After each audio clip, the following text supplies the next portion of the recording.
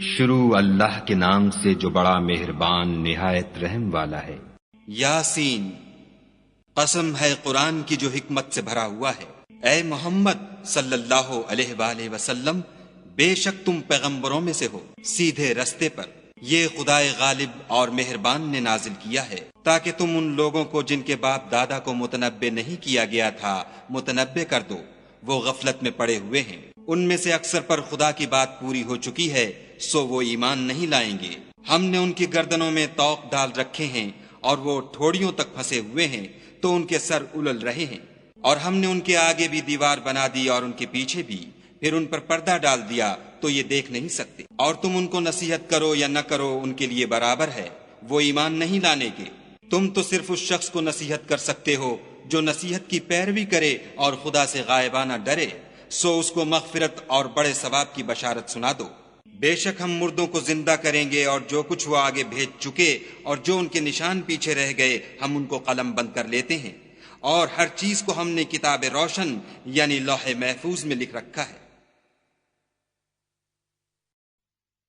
اور ان سے گاؤں والوں کا قصہ بیان کرو جب ان کے پاس پیغمبر آئے، یعنی جب ہم نے ان کی طرف 2 پیغمبر بھیجے تو انہوں نے ان کو جھٹلایا، پھر ہم نے تیسرے سے تقویت دی تو انہوں نے کہا کہ ہم تمہاری طرف پیغمبر ہو کر آئے ہیں۔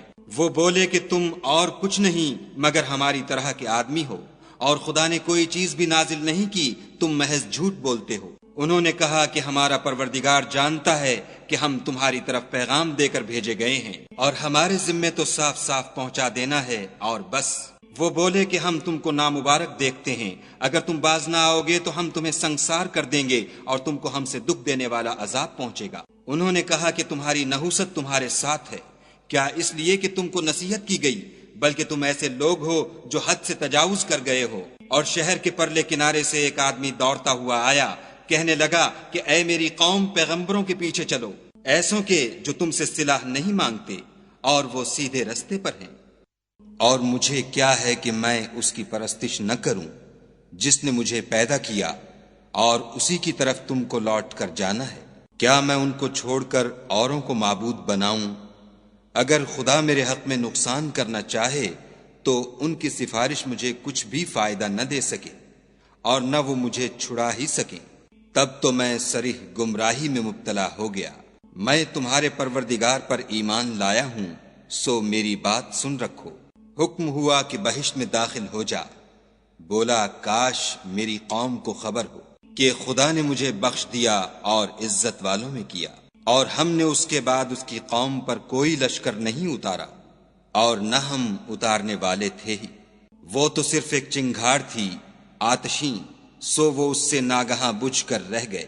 بندوں پر افسوس ہے کہ ان کے پاس کوئی پیغمبر نہیں آتا مگر اس سے تمسخر کرتے ہیں۔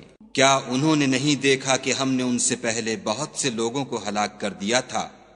اب وہ ان کی طرف لوٹ کر نہیں آئیں گے، اور سب کے سب ہمارے روبرو حاضر کیے جائیں گے۔ اور ایک نشانی ان کے لیے زمین مردہ ہے کہ ہم نے اس کو زندہ کیا اور اس میں سے اناج اگایا، پھر یہ اس میں سے کھاتے ہیں، اور اس میں کھجوروں اور انگوروں کے باغ پیدا کیے اور اس میں چشمے جاری کر دیے تاکہ یہ ان کے پھل کھائیں، اور ان کے ہاتھوں نے تو ان کو نہیں بنایا، تو پھر کیا یہ شکر نہیں کرتے؟ وہ خدا پاک ہے جس نے زمین کی نباتات کے اور خود ان کے اور جن چیزوں کی ان کو خبر نہیں سب کے جوڑے بنائے۔ اور ایک نشانی ان کے لیے رات ہے کہ اس میں سے ہم دن کو کھینچ لیتے ہیں تو اس وقت ان پر اندھیرا چھا جاتا ہے، اور سورج اپنے مقرر رستے پر چلتا رہتا ہے۔ یہ خدائے غالب اور دانا کا مقرر کیا ہوا اندازہ ہے۔ اور چاند کی بھی ہم نے منزلیں مقرر کر دیں، یہاں تک کہ گھٹتے گھٹتے کھجور کی پرانی شاخ کی طرح ہو جاتا ہے۔ نہ تو سورج ہی سے ہو سکتا ہے کہ چاند کو جا پکڑے، اور نہ رات ہی دن سے پہلے آ سکتی ہے، اور سب اپنے اپنے دائرے میں تیر رہے ہیں۔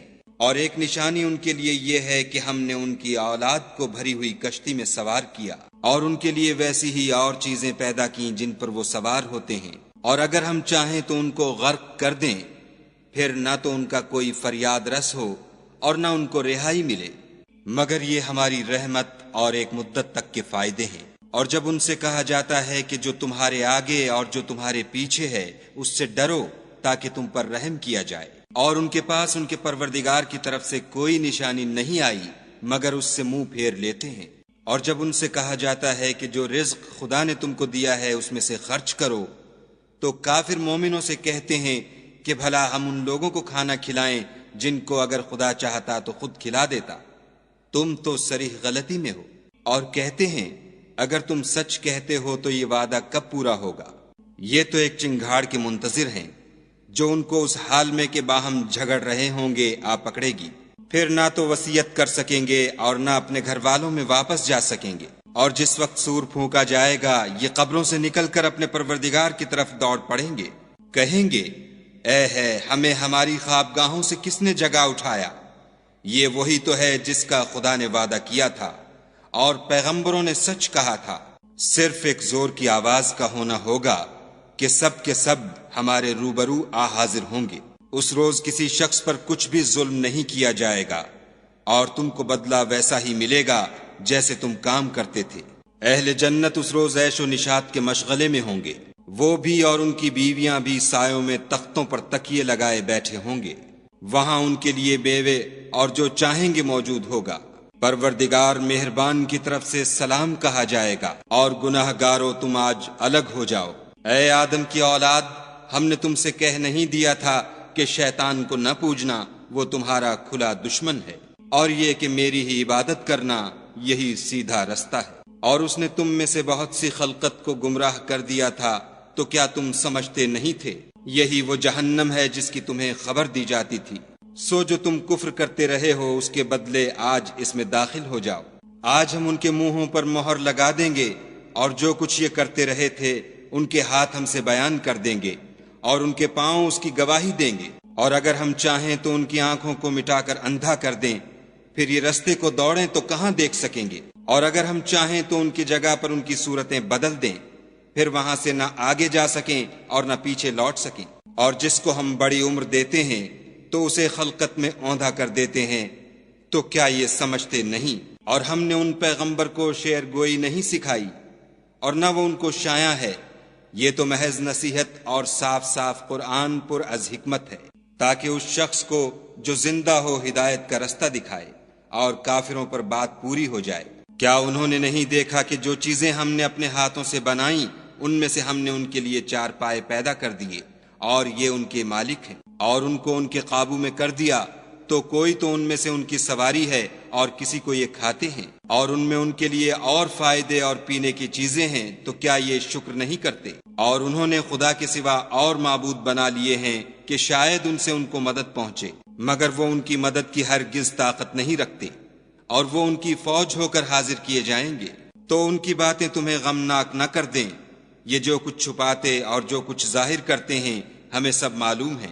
کیا انسان نے نہیں دیکھا کہ ہم نے اس کو نطفے سے پیدا کیا، پھر وہ تڑاک پڑاک جھگڑنے لگا اور ہمارے بارے میں مثالیں بیان کرنے لگا اور اپنی پیدائش کو بھول گیا، کہنے لگا کہ جب ہڈیاں بوسیدہ ہو جائیں گی تو ان کو کون زندہ کرے گا؟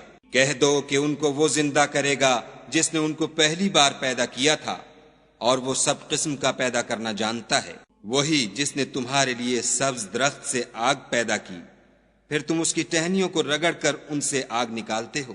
بھلا جس نے آسمانوں اور زمین کو پیدا کیا، کیا وہ اس بات پر قادر نہیں کہ ان کو پھر ویسے ہی پیدا کر دے؟ کیوں نہیں؟ اور وہ تو بڑا پیدا کرنے والا اور علم والا ہے۔ اس کی شان یہ ہے کہ جب وہ کسی چیز کا ارادہ کرتا ہے تو اس سے فرما دیتا ہے کہ ہو جا، تو وہ ہو جاتی ہے۔ وہ ذات پاک ہے جس کے ہاتھ میں ہر چیز کی بات چاہت ہے، اور اسی کی طرف تم کو لوٹ کر جانا ہے۔